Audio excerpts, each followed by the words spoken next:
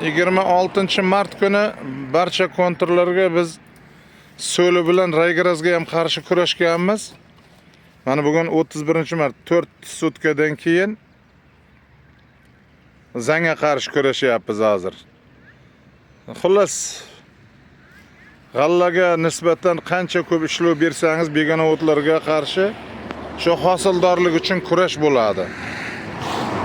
Menimcha bugun yomon emas, oxirgisi mana shu nima? Ishlov berishimiz. Bundan keyin bitta 200 kilodan gektariga oziqa berish qoladi. Hozir ham oziqa bor. Buni ichida Zanga qarshi kurashgandan tashqari gummat kaliy bor. Gektariga 1 litrdan gummat kaliy berilyapti. 200 gramdan Zanga qarshi.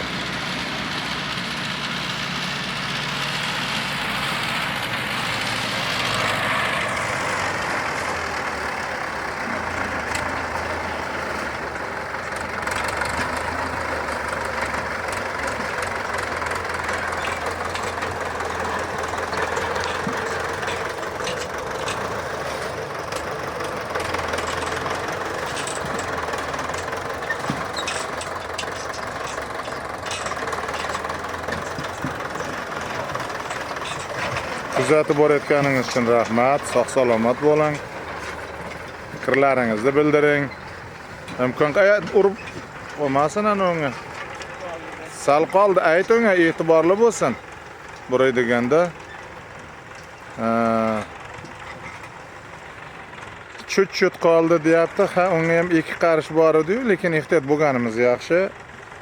Chunki bu shtanga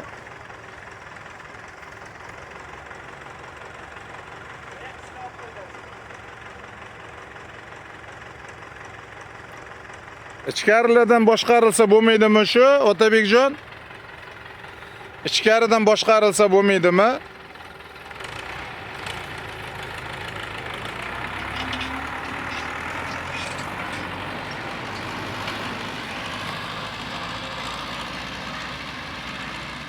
Ketdi.